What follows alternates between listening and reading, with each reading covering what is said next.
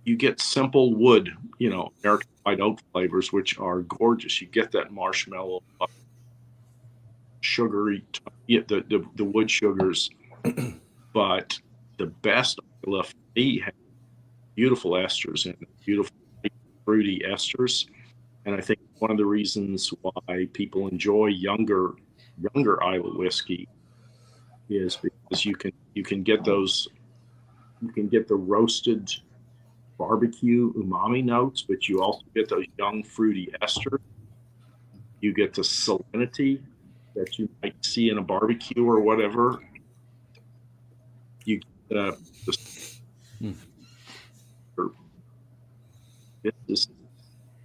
the peat. Peat is there, but it's in a balanced way. What I really like about whiskey is you can play with it, and you can get that. You can get the buttery wood sugars, and you can get the sea breeze, get peat. You can get those fruity notes all on the nose. They all play around in your palate and continue on in the finish. So, as opposed to say the first whiskey, the Ardmore, and to some extent the Highland Park, they were a bit more linear. You would get one note, and get something else on the palate, and then you would get more peat in the finish. So I wouldn't call them angular. They weren't taking dramatic turns that were taking you off guard or in any way unpleasant. But when they're that linear, when they're releasing one thing and then another, there's kind of complex. I love a whiskey like this that plays on the palate and the nose. And I love it when the nose and the palate and the finish are very similar and integrated and evolving in the. So this is my favorite part. I like the fact that it's lighter in terms of, but gorgeous whiskey in Burt. I mean, I love distillate going bourbon cask for exactly this reason. I get to explore what the distiller was doing. There's no paint over, no sherry painting. I think, yeah. I mean, obviously, look, I'm not a distiller. I'm a consumer. I'm an enthusiast. But I used to be, and to a certain extent, I still am. I not enjoy sherry matured whiskeys. But once I started learning a little bit about distillation from people like yourself, Matt, and or visiting distilleries in Scotland, and just learning a little bit, like at a very novice level, of just the art and science of distillation, it's almost like overnight my preference of cask type between American sherry and bourbon it switched, because I'm like, well, wait a second, it's so interesting what's going on. What I'm learning, it's hard to taste in the sherry cask, and maybe like there's some examples.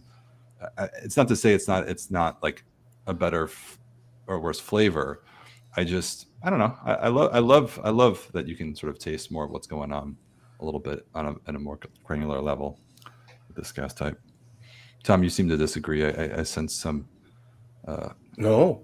Oh. No, not at all. Oh, okay. Not at all. No, I mean, I guess maybe what I was thinking about was just, you kind of shift. Your preferences shift over the course of your life and the things that you're into, and I was just thinking back. I started drawing parallels to beer, where I used to be like a crazy hop head, and like one thing I love about Seattle are the fresh hop like beers you can get certain times of year, and just hoppy all over the place. But now I find myself going for just really nice pilsners and kolsches and things like that, things that are refreshing and light on their feet. And the same can be said in any realm, whether it's scotch or mezcal or wine or whatever it is,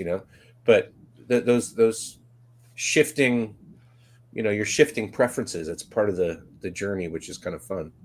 And thankfully with the society, you have so many different barrel protocols from so many different distilleries that it's all there for you, whatever you happen to be into at the time.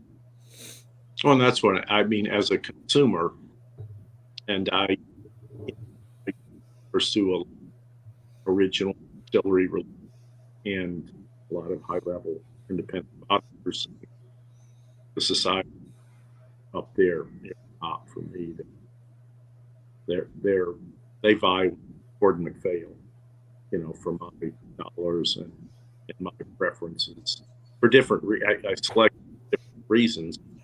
They do a great job of giving choices and explorations of Thanks, Greg. Your check's in the mail, man. Okay. For Matt, Tom mentioned, he enjoyed a variety of hops from the Seattle area, and you mentioned barley. Specifically, I've been in the last year or so. I've been in exploration of 19th century rye whiskey in comparison of Maryland style or Baltimore style versus tequila, and have gotten deeper into mash bill analysis and yeast analysis, and the importance of hops in yeast. And I was wondering, I was told and have read that hops are often used by whiskey distillers in their yeast propagation process, specifically because they not only help provide some micronutrients in there, but they suppress lactobacillus and allow the favored yeast to come forth. Do you have any insight into the use of hops in yeast propagation? Well, I think if that was directed towards me, because I think for me you were cutting in and out a little bit, but I think the most realistic aspect of people talk about hops and yeast propagation is the fact that people were getting, especially in the 19th century, distillers were getting their yeast from breweries, and there was no such thing as yeast in a package, and or arriving in a tanker truck. And that was one of the most realistic ways to get a fermentation going. So I don't know. I'm not really qualified to speak to it. I mean, it's a really interesting question. I would imagine, hops antimicrobial qualities. I mean, that's why people were using hops, of course, to brew beer, not just for the bitterness, but for shelf life, originally. So it makes sense that maybe it could do something if it did suppress lactobacillus, like just on the surface of it, that kind of tracks. But I'm not sure. I don't know. Maybe somebody intrepid in the comments in the chat, knows something about it. But it's a really interesting thought, and it's definitely seems like it would have been traditional at the time, based on how people would have been sourcing yeast at the time. Yeah, and the folks, especially, in that area, from the areas they're coming from in Germany, Scandinavia, Scotland. Oh yeah. Obviously, they had brewing backgrounds as well, but there's nothing inherent about using. The hops is used as a flavoring and a preservative in the beer, but that doesn't mean you have to use hops in your yeast propagation. And many of those, especially you start getting pre-1880, you're talking about a lot of farm production style, small pot still, techniques. And those folks are going out and going to their blackberry bushes, their brambles, and picking up the wild yeast their favorite wild yeast of the area. And so I was just trying to figure out why they would add hops to yeast, to their yeast ferment and propagation. And Tom brought it up. I'm just blame him for mentioning. I'm sorry. I took us on a down a bareen. Yeah, well, you took us on a Civil War era, trip. So that's cool. Well, Well, for all this, it's appreciated because Silverio says the best beer in the U.S. is in the northwest of the U.S. Great water, best hops, ingredients for making great beer. I've been ignorant to this claimed truth up until this point. I've that's because I'm from the Midwest. Man, I live in the South where beer is really not that great here, but I don't have much experience with Fremont Lush, baby. W. Love that stuff. Yeah, love it. Yeah. Bunch of Matt, what's your favorite local like well hopped IPA to enjoy? I don't actually. Not at all.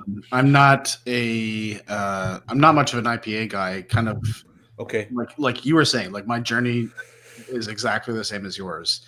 I was really interested in heavily hopped things, but then the more I got into it, the more I was just searching out something minimalist and something refreshing. Not just less hops, but more, lower ABV stuff for beer in particular. I mean, to this day, Guinness is one of my favorite beers. It's lower ABV. It's immensely refreshing. It's not, people think it's heavy, but it's not actually. It's in terms of calories or whatever. It's the creaminess of it. And so even, now it's like I go to that if it's like winter and I want something that's just a little bit warming, but in the summer I'm going for a pale ale or a pilsner every time. There's a really cool brewery up here called Garden Path that's up in the Skagit Valley where, we were sourcing a lot of barley from Westland and they were doing a lot of, basically this guy who's there moved up from Texas who was running Jester King Brewery. And he's doing a lot of like Belgian type stuff, like total ambient air aging, a lot of like wild yeast fermentation. That stuff like gozes and things like that is much more my speed. Give me sour and refreshing and crisp. Nothing wrong with highly hop stuff, but just where I'm at today. Nice. AB Scott says, I went from imperial stouts and Trappist beers to Mexican lagers and light ales. I get it. That's what we're saying. Let's go to the last whiskey if you don't mind. I don't think anyone minds. Do not mind. This is cast number 29.293 called Moss and Mist. 25-year-old Isla whiskey. And this is also just from a straight refill bourbon hogshead. I'm going to double check that because I think it is a hogshead. Yep, refill hogshead. 53. And this one's retained 53.3% ABV. So this was the hardest to get for society members here because we only were able to bring over 30 bottles. And I mean, the whole cask did yield a total of 152. So that's all we had worldwide for 42,000 members. So, but we have one. Last Lefroy on the nose.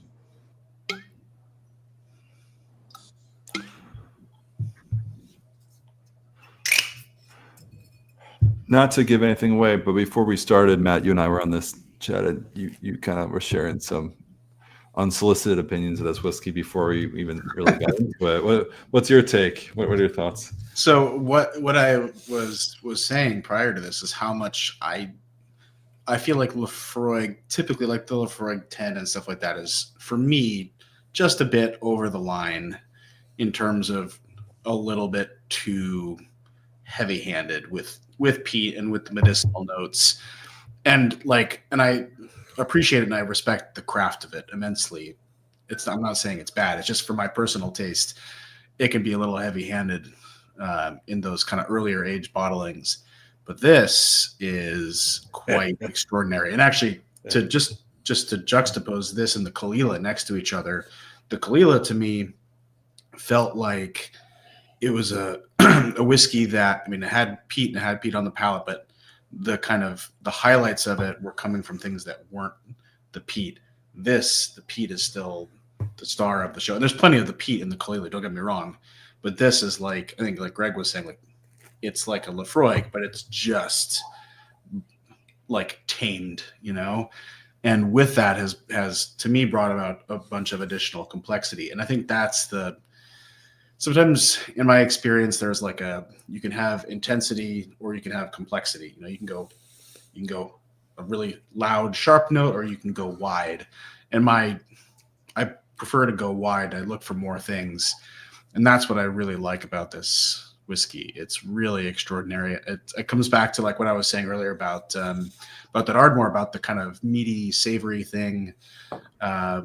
This has that too, you know, and it's like smoked fish and things like that, which again, like if that was done wrong, like the smoked meat thing would sound terrible, but it's not. It's amazing. It's really, really, really good. Man, the palate, the smoked fish on the palate is just incredible. Like it's really, yeah. But it still retains all of like the creosote, like, you know, like I'm inside of like the engine boiler on the Titanic, you know. It's like it's got that you're dead. Like machine quality to it that really heavily peated whiskeys from Islay can have, but just tamed and looped in with other things. It's really good. Matt, if you were not bound by any geographical constraints in your life, you know, what style of whiskey and where would you be? What style of whiskey would you be distilling and where would you be doing it? Oh gosh, I'd be making single malt. I mean, single malt. I fell in love with single malt first because it's so complex. Yeah. And to me, that was the original draw. Was this is the most complex beverage in the world out of 4 raw ingredients, and so my palate still really runs to single malt. Increasingly to rye. Rye, when executed correctly, can be pretty exciting. But that's definitely where my palate is, generally speaking. I don't know, man. It's hard to say. Islay is really special, but it's also handcuffed a little bit by its reputation. It's a great place to have a brand of whiskey to be like really at the center of the whiskey industry. But you know, that's the nice thing about making whiskey in America is you can kind of do things the way that you want and show people something new, you know. And that was the really fun thing about Westland, and what I still believe is out there is like these whiskeys are extraordinary, whether they're from Islay or other parts of Scotland. But there is more to the whiskey industry that we don't know yet. It hasn't even been invented yet, let alone people tasted yet. And that to me is the real fun thing about making whiskey in America. So I don't think I'd trade that for anything. Yeah.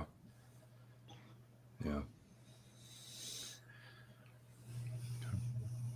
I think to Matt's comments, I would say I generally shied away from young Laphroaig early in my journey, just because it was too much creosote, too much iodine, too medicinal, unbalanced to me. It just was not a balanced whiskey to me, and not having grown up with it as sort of the home cooking whiskey or the home and hearth whiskey, I didn't associate any fond childhood memories of those smells, and so they didn't associate with me as pleasant. So I really shied away from it, and as I was more evolved and had more of a wallet to pursue whiskey, I generally pursued 18 to 30-year-old Laphroaigs, which are a completely different beast than a 10-year-old Laphroaig. And then in the last 5 years or so, I've gone back and explored 70s, 60s, 70s, early 80s, 10 to 12-year-old Laphroaig. And I have to say that those are not what this generation has experienced with young Laphroaig now. It was not 10-year-old Laphroaig made, in the 60s, released in the 70s, was a more balanced whiskey, to me. I thought there was a time when the whiskey was unpeated, like in the 70s. I had heard that. I don't know if that's true. I've never encountered an unpeated Laphroaig. Okay. Sure, it probably, certainly not in a regular release, but I certainly no authority on Laphroaig. Yeah. But Ben, could you? I'm sorry, just very quickly. Can you put up Hulk Slayer's comment real quick? I like that. Yeah, I saw that. Hulk Slayer says, as someone who also has many open bottles, how worried should I be about them going bad? Well, I would say don't worry. Worry less. Yeah, don't worry too much. I mean, once your bottle is open and there's oxygen in there, it does change the whiskey ever so slightly over a really long period of time. When you should start accelerating killing a bottle is probably the last fifth or so, when it gets down pretty low towards the end. You probably want to invite some friends over and just kill that bad boy. I think the one thing to look out for is the integrity of the cork. True. You want to make sure that it's still like properly a stopper and not just sitting there. Right. That takes years for that to happen. So that's one thing. But just make sure that it's still snug on there so that you're not getting.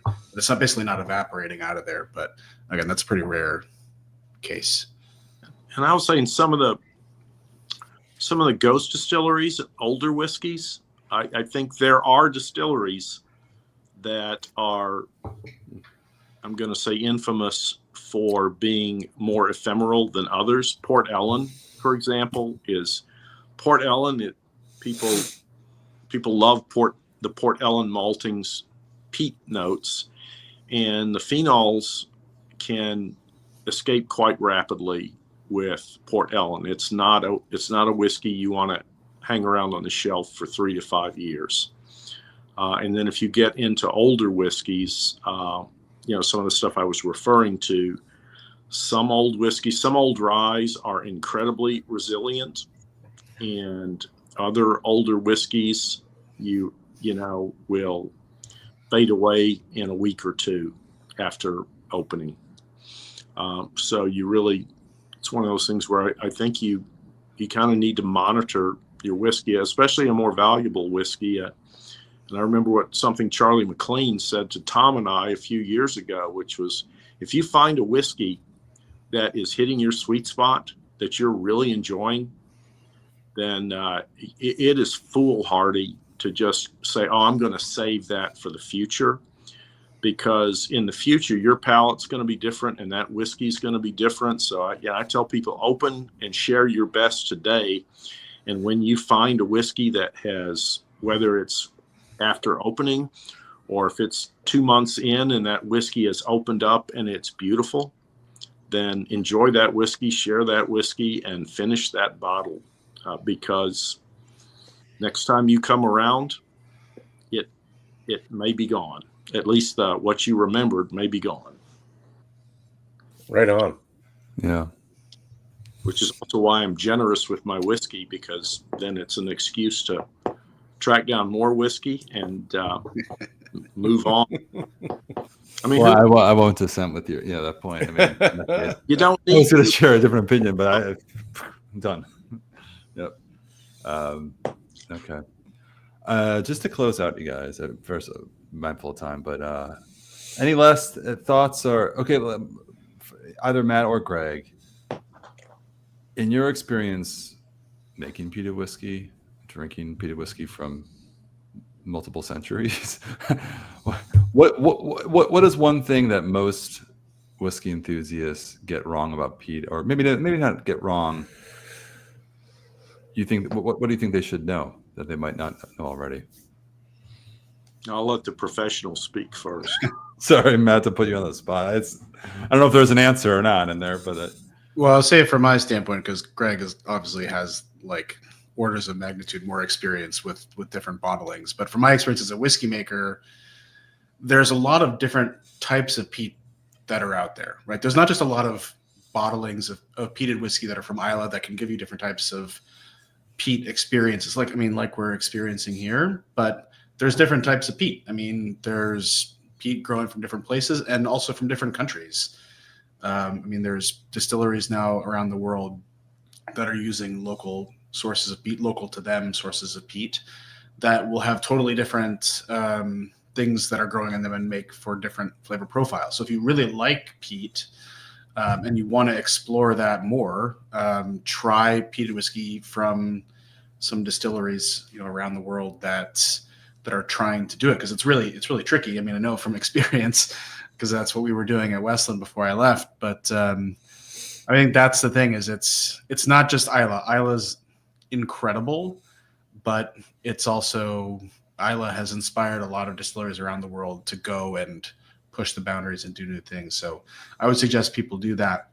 One other thing I'll add real quickly is, if people are interested in nerding out on the science of it, one thing that a website or a blog actually that was really influential to me, there's a blog called Whiskey Science, just whiskeyscience.blogspot.com. Hasn't been updated since 2016, but like literally that's I have it open like right in front of me. It's the resource that I had that I started diving into when I wanted to really learn about the different chemical composition of different peat sources from different places. Can't recommend that enough, but you know, that's some hardcore nerd peat science and whiskey science in there. So it's really good. Who's the author of that blog? I don't know, actually. Wow, that's amazing. Yeah. But it's, again, stopped updating in 2016. So whoever it was, but did amazing stuff. Yeah, hopefully you'll throw that up on the notes or whatever, Ben. Or yeah, what is it again? I want to. Yeah, whiskeyscience.blogspot. With any or without any? Without any.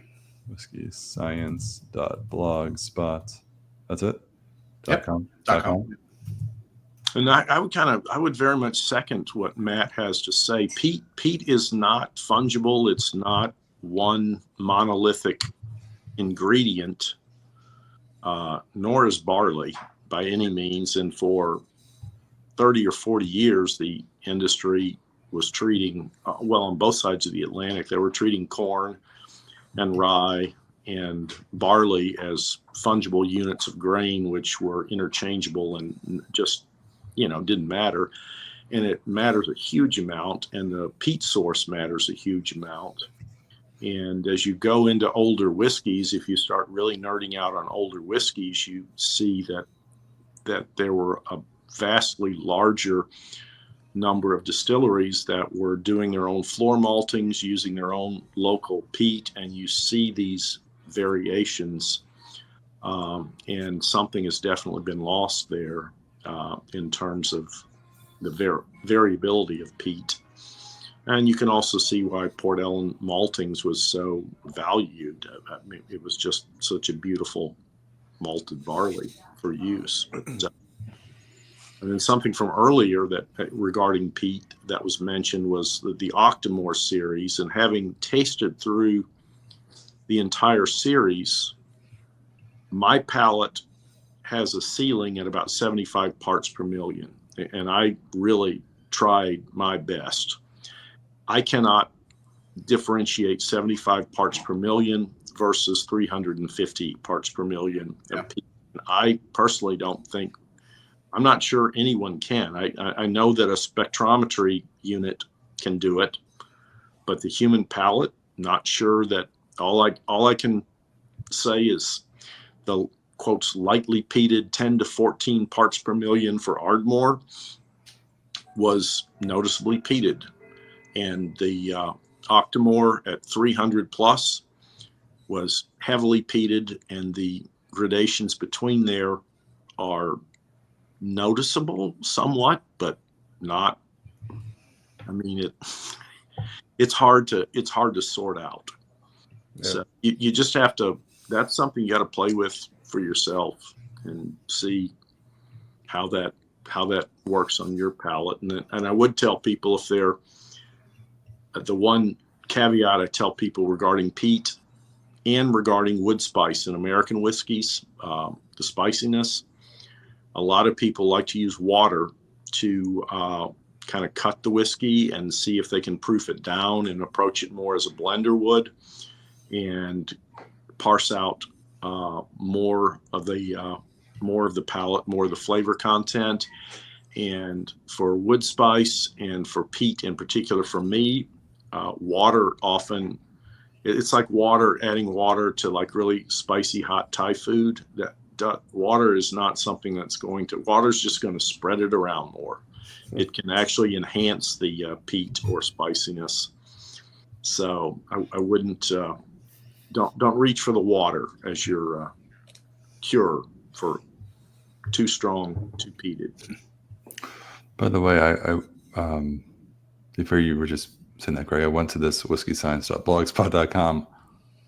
This site is like if civilization ended and there were maybe 5 people left, there's a colony of like 5 Homo sapiens, and they want to restart civilization. This is the kind of guide, like how in depth this thing goes into.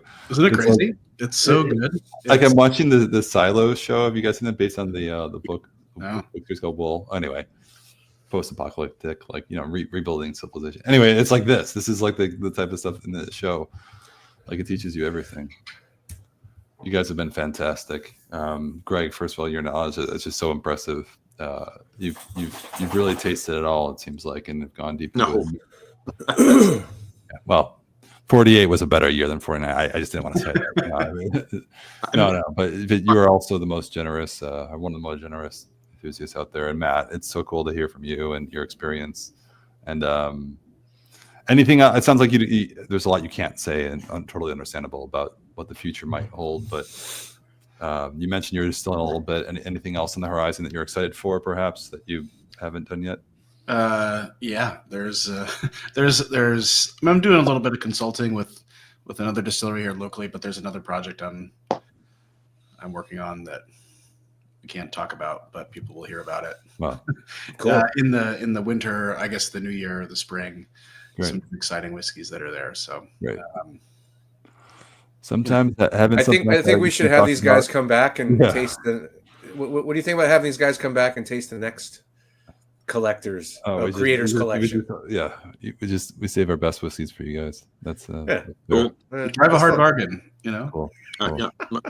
Arm is. I believe there's a Mortlock, a Bowmore, and a couple of others in the next one. So twist your arm, right? Both of them. Yes. Well, thank you guys.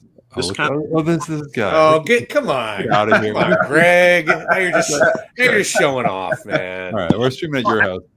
They were there because I was literally I had the 74 Lafroig, and I've got the Kalila's Manager's Dram here, and a lovely brewer, and the Port Ellen's malting, and I brought up the Glen Grant specifically for their distinctive. They have their own distinctive malted styles and esters. And if you're going to ask me to taste your collector series and ask how good it is, I want to be staring in the face of some epic whiskeys. I don't like to tell something is an epic whiskey if it's merely a very good whiskey. And but I've got to say the Kalila and the Lafroig here are those are high echelon whiskeys right there. Those are. I believe you would say walking in the tall grass. Silverio wants to go to your house after the apocalypse, and Greg is making a list and checking it twice. So those whiskey gifts that he's got there could be for you. Anyway, all right. Guys, thank you for joining us. We should drink more whiskey together. That would be fun. Appreciate it all. All right. Cheers. Thanks, everybody.